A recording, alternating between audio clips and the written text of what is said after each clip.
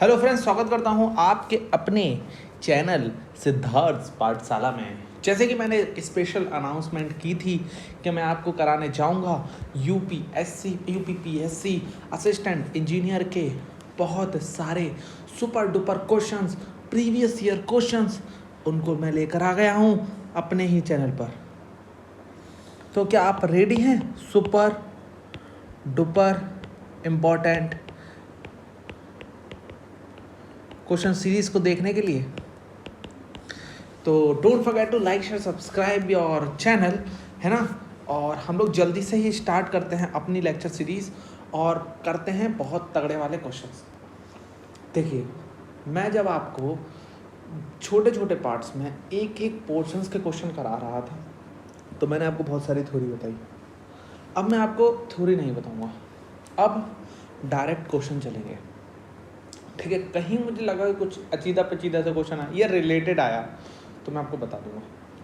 ठीक है, चलिए पहले क्वेश्चन से स्टार्ट करते हैं। निम्न में से प्रदेश का कौन सा जनपद उत्तराखंड, हरियाणा तथा हिमाचल प्रदेश के साथ सीमा बनाता है? तो कौन सा डिस्ट्रिक्ट बनाता है? तो आपका सहारनपुर डिस्ट्रिक्ट उत्तराखंड, हरियाणा और हिमाचल प्रदेश के साथ सीमा बनाता है। क्षेत्रफल के घटते क्रम में सही विकल्प का चयन करें। तो जैसे कि आपको पता है कि सबसे बड़ा जो राज्य है वो है राजस्थान। ठीक है, जो है राजस्थान। उसके बाद आपका है मध्य प्रदेश, उसके बाद आता है आपका महाराष्ट्र, है ना। उसके बाद आपका आता है आंध्रा और उसके बाद आपका आता है उत्तर प्रदेश। ठीक है, तो आंसर बी सही हो गया। उत्तर प्रदेश के सबसे दक्षिणी और पश्चिमी जिले कौन से हैं? तो उत्तर प्रदेश का सबसे दक्षिणी जिला है सोनभद्र और सबसे पश्चिमी जिला है आपका मुजफ्फरनगर। ठीक है, चलिए फोर्थ, पश्चिम में कौन सी नदी काफ़ी हद तक उत्तर प्रदेश की सीमा निर्धारित करती है? पश्चिम में पूछा उन्होंने, तो आपकी यमुना नदी। उत्तर प्रदेश के भाबर क्षेत्र में किस प्रकार की मृदा पाई जाती है? ठीक है, भाबर क्षेत्र मैंने आपको बताया था। ठीक है, तो आपको याद होना चाहिए था ये। तो कंकरीली एंड पथरीली, भाबर एंड तराई क्षेत्र बताया था मैंने। भाबर मतलब पथरीला क्षेत्र होता था हिमालय का। उत्तर प्रदेश के किस जिले में सबसे कम वर्षा होती है? इसका आंसर मैं आपको बता चुका हूँ पहले भी, मथुरा। निम्न में से कौन सा उत्तर से दक्षिण की तरफ सही अनुक्रम है? तो सबसे अगर देखा जाए, मतलब सब में ऑप्शन देखो, संत कबीर नगर, अम्बेडकर नगर, सिद्धार्थ नगर, संत रविदास नगर, ये 4 दिए गए। तो इन्हीं 4 के हिसाब से ऑप्शन बनाए होंगे। तो सबसे आपके उत्तर में पड़ता है आपका सिद्धार्थ नगर, फिर पड़ता है कबीर नगर, फिर पड़ता है अम्बेडकर नगर, फिर पड़ता है रविदास नगर। तो आंसर बी हो गया। प्रदेश में पूर्व से पश्चिम की ओर बढ़ने पर वर्षा की मात्रा सामान्य आता, इस तरफ जा रहे हैं हम लोग, है ना। तो वर्षे की मात्रा पर क्या प्रभाव पड़ेगा? ये कम होती जाती है, क्योंकि मथुरा में सबसे कम बारिश होती है, मैं पहले ही बता चुका हूँ, और गोरखपुर में सबसे ज़्यादा बारिश होती है। आगे बढ़ते हैं। प्रदेश के किस जिले में सर्वाधिक बारिश होती है? तो आपके गोरखपुर में सर्वाधिक बारिश होती है। उत्तर प्रदेश की सबसे ऊंची सोनाकर और कैमूर की पहाड़ियाँ किन जिलों में स्थित हैं? तो आपके मिर्जापुर से लेकर सोनभद्र तक स्थित है। बघेलखंड का कुछ भाग उत्तर प्रदेश के किस बुंदेलखंडीय जिले में पड़ता है? तो ये आपके पड़ता है बघेलखंड का बहुत बड़ा भाग सोनभद्र में। उत्तर प्रदेश का कौन सा क्षेत्र आद्यकल्प की प्राचीनतम शैलियों से निर्मित है? आद्यकल्प की प्राचीनतम शैलों से निर्मित है, तो आपका बुंदेलखंड क्षेत्र। उत्तर प्रदेश में सर्वाधिक बारिश वाला क्षेत्र है, तो आपका तराई क्षेत्र। क्यों? क्योंकि यहीं की मिट्टी दलदली होती है, बता चुका हूँ। 2011 के अनुसार उत्तर प्रदेश की जनसंख्या भारत की जनसंख्या से कितने प्रतिशत है? तो आपके 16.5%। देखो, यूपीपीसीएस 2015 का क्वेश्चन। निम्नलिखित में से कौन सा क्षेत्रफल वाला जिला है, सबसे ज़्यादा क्षेत्रफल वाला जिला कौन सा है? तो आपका है लखीमपुर खीरी, यूडीए में आया है। ठीक है, क्षेत्रफल की दृष्टि से उत्तर प्रदेश के राज्यों में कौन सा स्थान है ना। अगर क्षेत्रफल की दृष्टि से देखा जाए तो आपका चतुर्थ स्थान है ना। वैसे देखिए, सबसे कायदे से तो जो मार्किंग होती है वो इस हिसाब से, लेकिन अब ऑप्शन के हिसाब से हमें आंध्रा को आगे रखना पड़ा था, पर वो आंध्रा गलत है वैसे तो, ठीक है, क्योंकि सबसे पहले आपका आता है राजस्थान, फिर आपका आता है मध्य प्रदेश, फिर आता है आपका महाराष्ट्र, फिर आता है उत्तर प्रदेश, और फिर आपका आता है आंध्रा। लेकिन उसमें हमारे ऑप्शंस वैसे नहीं दिए थे, इसलिए हमने इसको ऑप्शंस को ऐसे सिलेक्ट किया था। वैसे इसका आंसर है चतुर्थ, है ना। देखिए शिक्षा टी टेस्ट के पेपर में ये 2005 में आया था। निम्नलिखित में किस फसल के उत्पादन में उत्तर प्रदेश में प्रथम स्थान नहीं है। देखो UPPCS प्री, है ना, 2 बार हो चुका है, 2 में भी आ चुका है और 14 में भी आ चुका है। ये आपका आंसर है आपका चावल। चावल में हम लोग प्रथम नहीं है। उत्तर प्रदेश को कितने शस्य जलवायु क्षेत्रों में विभाजित किया गया है। तो उत्तर प्रदेश को 9 शस्य जलवायु क्षेत्रों में निर्धारित किया गया है। उत्तर प्रदेश की प्रमुख तिलहनी फसल है। तिलहनी फसल, तो उत्तर प्रदेश की प्रमुख तिलहनी फसल है राई और सरसों। भारत में उत्तर प्रदेश अग्रणी उत्पादक है किस चीज़ का। तो सबसे ज़्यादा होता है उत्तर प्रदेश में जौ, है ना। उत्तर प्रदेश की सबसे नगदी, अरे यार यहाँ पे मतलब उत्तर प्रदेश के सबसे नगदी फसल की बात हो रही है ना, नगदी फसल। तो सबसे ज़्यादा नगदी फसल है यहाँ की गन्ना। सर्वाधिक मतलब कहाँ पर आया ये, देखो ये भी किसी ना किसी पेपर में आए हुए क्वेश्चन है। उत्तर प्रदेश के ही क्वेश्चन रहे हैं। उत्तर प्रदेश की प्रमुख वाणिज्य फसल है। तो उत्तर प्रदेश की प्रमुख वाणिज्य फसल है आपकी गन्ना। उत्तर प्रदेश शासन ने एग्रो पार्क स्थापित किए हैं। कहाँ पर उन्होंने एग्रो पार्क बनाए हैं। तो उन्होंने बनाए हैं आपके हापुड़ में, लखनऊ में, सहारनपुर में, वाराणसी में, 1, 2, 3, 4 में। उत्तर प्रदेश की नई कृषि नीति में निर्धारित विकास दर है। नई कृषि नीति में निर्धारित विकास दर है 4%। कृषि श्रम उत्पादकता सर्वाधिक है, ठीक है, किस क्षेत्र में सर्वाधिक है। तो आपका पश्चिमी उत्तर प्रदेश में ये सर्वाधिक है। उत्तर प्रदेश में सीमांत कृषक किन्हें कहा गया है। उत्तर प्रदेश में सीमांत कृषक किन्हें कहा गया है। जिनके पास भी 1 हेक्टेयर से कम जमीन होती है उन्हें कहा जाता है सीमांत कृषक। उन जनपदों को चिन्हित कीजिए जिसमें जानवरों के लिए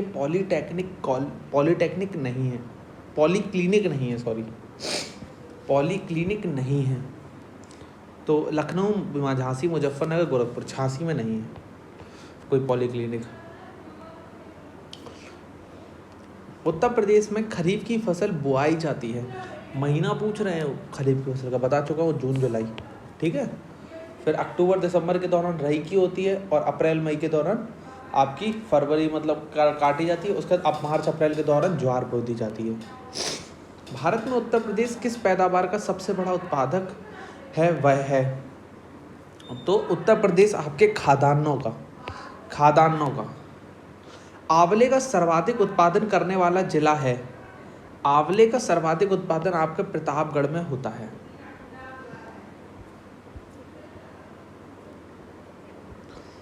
भारतीय चरगाह एवं चारा अनुसंधान स्थित है, ठीक है, चारागाह और चारा अनुसंधान केंद्र स्थित है। तो आपका ये स्थित पड़ता है झांसी में। उत्तर प्रदेश में किसान वही योजना लागू की गई थी। तो ये सबसे पहले लागू की गई थी आपके 1975 में। ये सारे क्वेश्चन मैंने आपको उन क्वेश्चंस में भी कराए हैं, ठीक है। तो ये मिक्स होते जाते हैं क्योंकि नए क्वेश्चन तो कुछ बनते नहीं हैं, सारे ही क्वेश्चन करा चुका हूँ। तो अब थोड़े तो मैच करेंगे क्योंकि उसमें ही प्रीवियस ईयर क्वेश्चन थे, इसमें ही प्रीवियस ईयर थे। 400 क्वेश्चन निकालना भी बहुत बड़ी बात हो जाती है। 400 क्वेश्चन फिर आप जब यही का पेपर आप दोगे ना, इन्हीं 400 क्वेश्चन में ये फंसने वाला है। उत्तर प्रदेश निम्न में से किन फसलों का देश का सबसे बड़ा उत्पादक नहीं है ना। इनमें से किस फसल का देश में सबसे बड़ा उत्पादक नहीं है। तो वो तंबाकू का।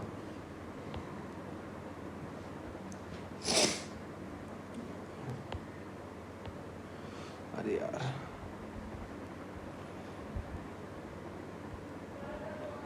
अच्छा इसमें ऑप्शन वाला दिया हुआ है ना, ठीक है। अगर इसमें ऑप्शन वाला दिया हुआ है तो सॉरी, देश का सबसे बड़ा उत्पादक नहीं है, तो ये आलू का और गन्ने का।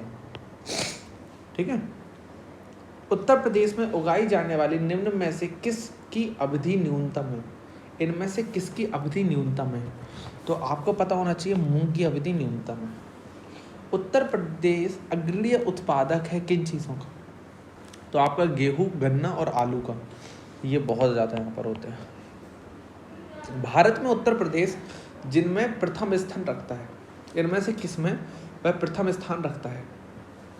तो वो आपके गेहूं और गन्ने में। प्रदेश में पान उत्पादन के लिए कौन सा जिला विशेष रूप से प्रसिद्ध है? तो विशेष रूप से आपका प्रसिद्ध है महोबा। पान उत्पादन सबसे ज़्यादा महोबा में होता है। उत्तर प्रदेश किस उत्पादन का सबसे बड़ा उत्पादक नहीं है? गेहूं, आलू, गन्ने और फूल, तो आपके फूलों का। प्रदेश में अवनालिका अपरदन से सबसे अधिक प्रभावित वाला क्षेत्र है, तो सबसे ज़्यादा प्रभावित वाला है आपका इटावा। ये मैं आपको पुराने वाले क्वेश्चन की लेक्चर सीरीज में भी करवा चुका हूँ। क्षेत्रफल की दृष्टि से निम्न में से सबसे बाढ़ प्रभावित क्षेत्र है, मतलब जहाँ पर सबसे ज़्यादा बाढ़ आती है, तो आपके पश्चिमी क्षेत्र में। प्रदेश में वायु मृदा अपरदन से प्रभावित क्षेत्र है, मतलब हवा के कारण मिट्टी का कटाव होने लगता है, तो ये है आपका पश्चिमी क्षेत्र। मतलब लग रहा सारी दिक्कतें पश्चिमी क्षेत्र में ही हैं। निम्न में से उत्तर प्रदेश किस फसल का सबसे बड़ा उत्पादक नहीं है? इनमें से किस फसल का वो सबसे बड़ा उत्पादक नहीं है? तो इनमें से आपके चावल का। करा चुका हूँ, पहला क्वेश्चन भी, दूसरा क्वेश्चन भी करी इसी से रिलेटेड था। ये वाला क्वेश्चन भी कराया है मैंने, किसान मित्र योजना। तो उत्तर प्रदेश में किसान मित्र योजना कब से प्रारंभ की गई थी? तो उत्तर प्रदेश में आपके किसान मित्र योजना 18 जून 2001 से प्रारंभ की गई थी। निम्न में से किस फसल का उत्तर प्रदेश भारत में सर्व प्रमुख उत्पादक है? तो आपके गेहूं का। गेहूं बहुत ज़्यादा होता है। भारतवर्ष में प्रथम कृषि विश्वविद्यालय की स्थापना की गई थी। सबसे पहले आपका पंतनगर में खोला गया था। यह भी UPPS 2004 का क्वेश्चन है। उत्तर प्रदेश की प्रमुख फसल है, देखो फसल पे तो कितने बार उन्होंने पूछ लिया ये क्वेश्चन। तो उत्तर प्रदेश की प्रमुख फसल है गेहूं। लाल मिट्टियाँ पाई जाती हैं, तो लाल मिट्टियाँ तो करीब पथरीले वाले इलाके पाई जाएंगे, और पथरीले इलाका कहाँ होता है? दक्षिण के पठार में होता है, तो मिर्जापुर और झांसी। कृषि आंकड़ों के अनुसार भारत में उत्तर प्रदेश का प्रथम स्थान है। किन चीज़ों में प्रथम स्थान है? तो गेहूं और गन्ना में। निम्न में से कौन सा फसल चक्र पूर्वी उत्तर प्रदेश के लिए सर्वाधिक उपयुक्त है ना? कौन सा फसल चक्र बोला है उन्होंने? तो फसल चक्र होगा धान, मक्का और गेहूं। ठीक है, धान और मक्का और गेहूं का। उत्तर प्रदेश में किसान व्यय योजना कब से लागू की गई? देखो फिर से वही क्वेश्चन, फिर से रिपीटेड, 1992। उत्तर प्रदेश में विक्रय अधिशेष अधिकतम है। विक्रय अधिशेष अधिकतम है किस चीज़ के लिए? तो आपके गेहूं के लिए। नॉलेज पार्क की स्थापना कहाँ की जा रही है? अभी ये बना नहीं है ना? तो ग्रेटर नोएडा में। नोएडा और ग्रेटर नोएडा में बहुत बड़ा डिफरेंस है। It is a rural areas of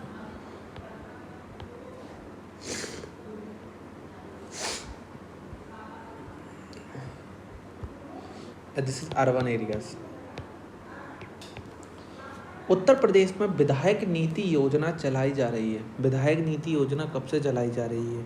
तो आपके 1998 से 1999 से चलाई जा रही है।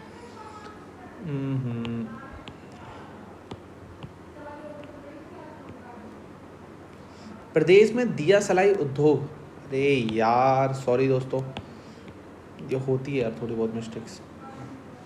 उत्तर प्रदेश में दिया सलाई, ठीक है, दिया सलाई उद्योग का प्रमुख केंद्र, मतलब माचिस वगैरह, ठीक है। तो प्रमुख केंद्र कहाँ है दिया सलाई का? बरेली। पेट्रोल में कितने प्रतिशत पावर अल्कोहल मिलाकर गैसों फुल को तैयार किया जाता है? वाह यार, इन लोगों ने तो कुछ अलग ही क्वेश्चन निकाल दिया। तो आपके करीब 5% को। उत्तर प्रदेश की 10वीं पंचवर्षीय योजनाओं में किसको सर्वोच्च प्राथमिकता दी गई थी? तो ऑप्शंस देख लेते हैं पहले अपन। तो कृषि को दी गई थी। प्रदेश में प्रति व्यक्ति आय और संपूर्ण देश में प्रति व्यक्ति आय के बीच में कितना अंतर निरंतर, अंतर कैसा है, मतलब घट रहा है या बढ़ रहा है, स्थिर है, रुक रुक कर घट रहा है ना। तो अंतर जो हो रहा है ना इनके बीच में, वो रुक रुक कर घट रहा है। प्रदेश में निम्न जिलों में से किसमें गरीबी रेखा से नीचे सबसे कम परिवार पाए जाते हैं? सबसे कम परिवार गरीबी रेखा के नीचे, तो आपके बागपत में। प्रदेश के कुल कर्मकरों में से सर्वाधिक प्रतिशत कर्मकर नियोजित हैं कृषि क्षेत्र में, उद्योग क्षेत्र में, सेवा क्षेत्र में, या उद्योग एवं सेवा क्षेत्र। उद्योग का मतलब होता है इंडस्ट्रियलाइजेशन, सेवा का मतलब सर्विस, कृषि का मतलब आपका एग्रीकल्चर। तो आपके कृषि क्षेत्र में। ए, वर्तमान में कुल कृषि जोतों में सीमांत जोतों का प्रतिशत कितना? बता दें जिनके पास 1 हेक्टेयर से कम जमीन रहती है, तो करीब करीब इनका जो परसेंटेज वाइज है वो है 76.6%। बुंदेलखंड आर्थिक क्षेत्रों में जनपदों की संख्या है, तो आर्थिक क्षेत्रों में जनपदों की संख्या है आपके 7। उत्तर प्रदेश की 11वीं योजनाओं में औद्योगिक विकास दर की जो दर निश्चित की गई है वह है, तो वह है आपकी 10.5%। औद्योगिक विकास की दृष्टि से उत्तर प्रदेश का कौन सा क्षेत्र सर्वाधिक विकास हुआ है? जहाँ पर इंडस्ट्रीज़ के हिसाब से, तो इंडस्ट्रीज़ के हिसाब से आपके पश्चिमी क्षेत्र में सबसे ज़्यादा विकास हुआ है। उत्तर प्रदेश में मूल्य वर्धित कर मतलब वैट, वैल्यू एडेड टैक्स लागू हुआ, तो ये आपका लागू हुआ है 1 जनवरी 2008 से। उत्तर प्रदेश का कौन सा व्यापार कर जोन अधिकतर व्यापार कर संग्रह करता है? तो आपका लखनऊ। उत्तर प्रदेश की देश के सकल घरेलू उत्पाद में लगभग 9.4% के पार्टनरशिप है। उत्तर प्रदेश की देश में कुल निर्यात में 66% की भागीदारी है। ठीक है, तो इसके हिसाब से कौन सा आंसर गलत है? देखो, पहला आंसर सही है, दूसरा गलत है। कुल निर्यात में 66% की भागीदारी नहीं है।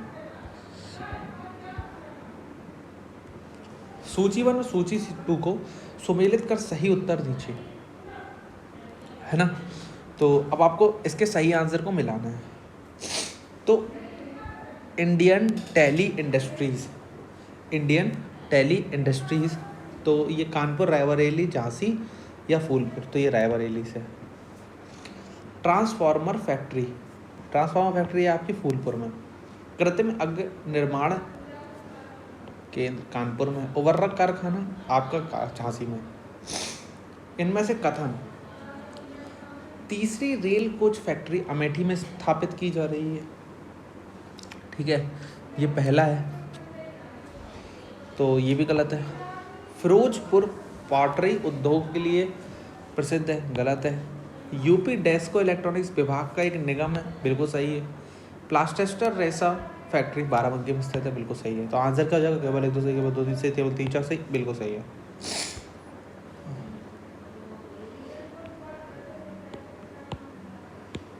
चलिए, मिट्टी के बर्तन, काष्ठ नक्काशी, काष्ठ पादुका, जरी, इन चारों के संबंध में आपको जोड़ना है। ठीक है, तो आपको मिलाना है।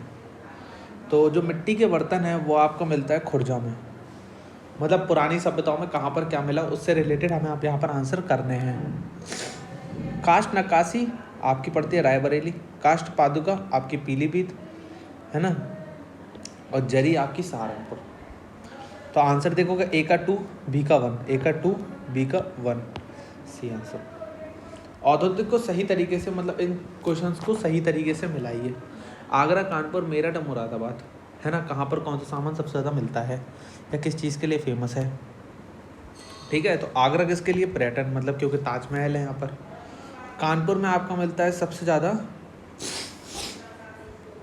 सॉरी मुझे थोड़ा सा जुकाम हो गया एक्चुअली, है ना। कानपुर में सबसे ज़्यादा चमड़ा, इसीलिए तो रेड चीफ और वुडलैंड की शोरूम यहीं पर है। तो आपका बी का हो गया है 4, सॉरी ए का हो गया है 4 और बी का हो गया है 1।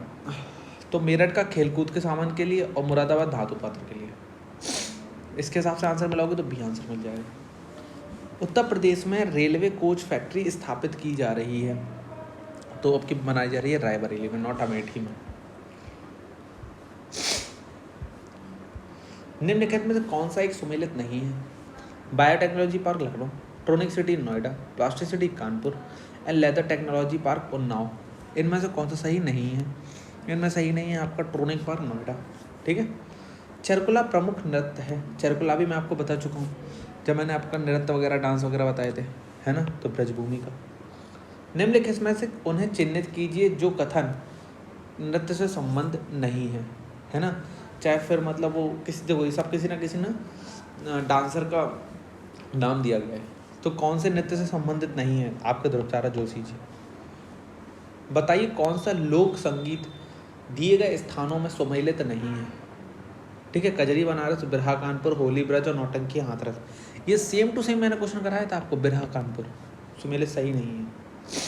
निम्न में से कौन सा सुमेलित नहीं है। कर्मा, महोबा, दीवर, कहार, धुरिया, बुंदेलखंड और नटवरी पूर्वांचल, तो आपका कर्मा, महोबा।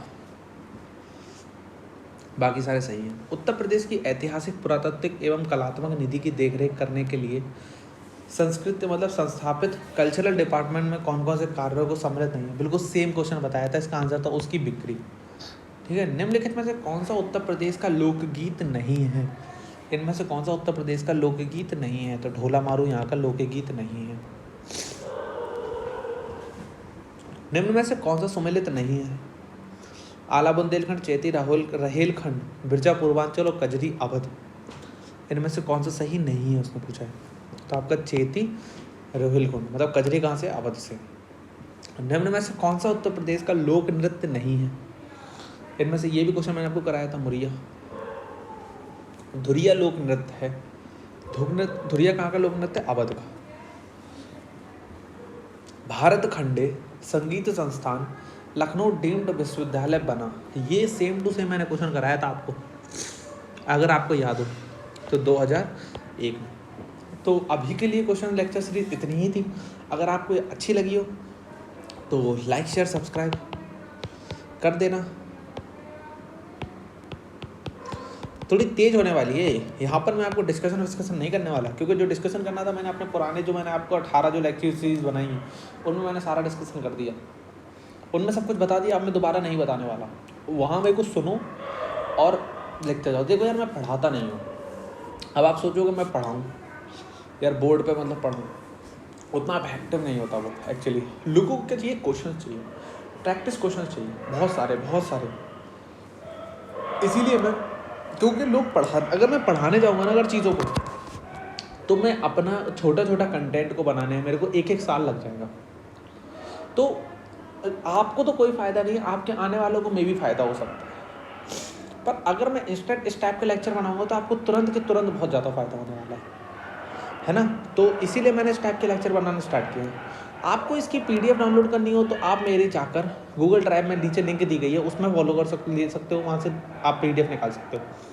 बाकी मुझे फेसबुक, इंस्टा और अनअकैडमी में फॉलो कर सकते हो। अनअकैडमी में मैं GS लेक्चर पढ़ाता हूँ इंजीनियरिंग सर्विसेज एग्जामिनेशन के, जहाँ पर मेरे 1700 से ज़्यादा फॉलोअर्स हैं।